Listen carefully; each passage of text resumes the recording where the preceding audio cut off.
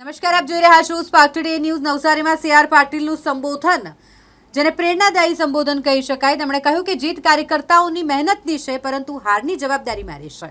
સ્થાનિક સ્વરાજ્યની ચૂંટણીમાં નવસારી જિલ્લામાં ભાજપનો ભવ્ય વિજય થયા બાદ કેન્દ્રીય મંત્રી સીઆર પાટીલની ઉપસ્થિતિમાં તમામ વિજેતા ઉમેદવારોનો અભિવાદન સમારોહ યોજવામાં આવ્યો, જેમાં કેન્દ્રીય મંત્રી અને નવસારીના સાંસદ સીઆર પાટીલ, ગુજરાત સરકારના કેબિનેટ મંત્રી નરેશ પટેલ, જિલ્લા ભાજપ પ્રમુખ ભૂરાલાલ શાહના અધ્યક્ષસ્થાને કાર્યક્રમ યોજાયો।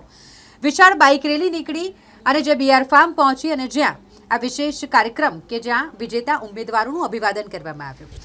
સીઆર પાટીલે વિજેતા ઉમેદવારોને શુભકામના પાઠવી અને હારેલ ઉમેદવારની હાર માટે તેમને જીતાવી ન શકાયા તે માટે પોતાની જવાબદારી ગણાવી માફી માંગી।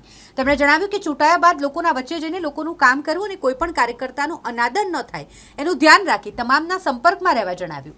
ભાષણ કરી જાય એના કરતાં કાર્યકર્તાઓની મહેનત વધારે કામ કરતી હોય છે। વિજય ઉત્સવમાં પણ હારનું કારણ શોધી તે તરફ સૌ કાર્યકર્તાઓનું ધ્યાન દોર્યું હતું। ગુજરાતની લોકલ બોડી ઇલેક્શન હમણાં જ પૂર્ણ થયા, એના જે રિઝલ્ટ પણ આવ્યા છે એ ખૂબ સારા રિઝલ્ટ આવ્યા। એના માટે અમે માનનીય પ્રધાનમંત્રી શ્રી નરેન્દ્ર મોદી સાહેબનો, શ્રી અમિતભાઈ શાહ સાહેબનો, ગુજરાતના મુખ્યમંત્રી શ્રી ભૂપેન્દ્રભાઈ પટેલ, ગુજરાતના નાયબ મુખ્યમંત્રી શ્રી હર્ષભાઈ સંઘવી, ગુજરાત પ્રદેશના પ્રમુખ શ્રી જગદીશભાઈ પંચાલ અને સૌ આગેવાનો અને સૌ કાર્યકર્તા કે જેના કારણે આ શક્ય બન્યું છે, એટલા માટે એમનો સૌનો ખૂબ ખૂબ આભાર વ્યક્ત કરીએ છીએ। નવસારી મહાનગરપાલિકા પણ પહેલીવાર બની, એમાં પણ 52માંથી 50 સીટ નવસારી મહાનગરપાલિકામાં બી જીતી શકાયા છે અને એ સિવાય પણ નવસારી મહાનગરપાલિકામાં 238માંથી 213 સીટ એ તાલુકા પંચાયત, જિલ્લા પંચાયત, નગરપાલિકા અને મહાનગરપાલિકામાં જીતી શક્યા છે। લગભગ 25 સીટ એ અલગ અલગ સેક્ટરમાં તાલુકા પંચાયત, જિલ્લા પંચાયત કે નગરપાલિકા અને બે મહાનગરપાલિકા મળીને 25 સીટ અમે ગુમાવી છે। અમે એ સીટોને ભવિષ્યમાં મેળવવા માટેનો પૂરતો પ્રયત્ન કરીશું। અમારી શું ભૂલ રહી ગઈ છે એ શોધીને એ ભૂલોને પણ સુધારવાનો પ્રયત્ન કરીશું।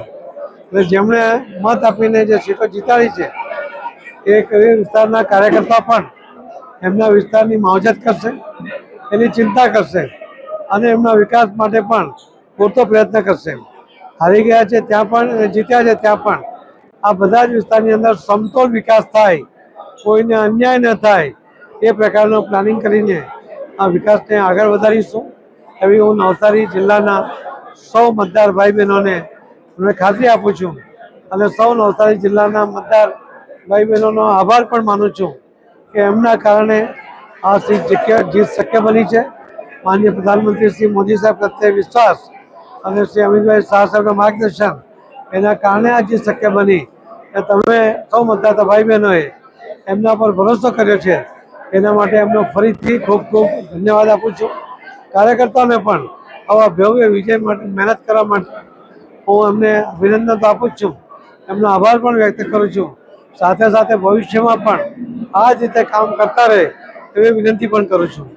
આનંદ પટેલ જે કોંગ્રેસના ધારાસભ્ય છે એ પોતે જે વિસ્તારમાં રહે છે એ સીટમાં પણ ભારતીય જનતા પાર્ટીનો લગભગ 1100 વિજય થયો છે અને એ જ બતાવે છે કે આ નિવેદનીય નેતાઓ વાતે વાતે ધમકીની ભાષા બોલવાવાળા, સરકારી અધિકારી અને કર્મચારીઓ સાથે બેહુદું વર્તન કરવા, સામાજિક રીતે પણ દરેકને દબાણમાં રાખવાનો પ્રયત્ન કરવાવાળા, પોતાનો ઉલ્લુ સીધો કરવાનો પ્રયત્ન કરવાવાળા આ નેતાઓને આખા ગુજરાતમાં જાકારો મળ્યો છે। આવું રાજકારણ ગુજરાતના સૌ મતદાતા ભાઈ બહેનો પસંદ નથી કરતા, એ મેસેજ પણ આમાંથી ગયો છે।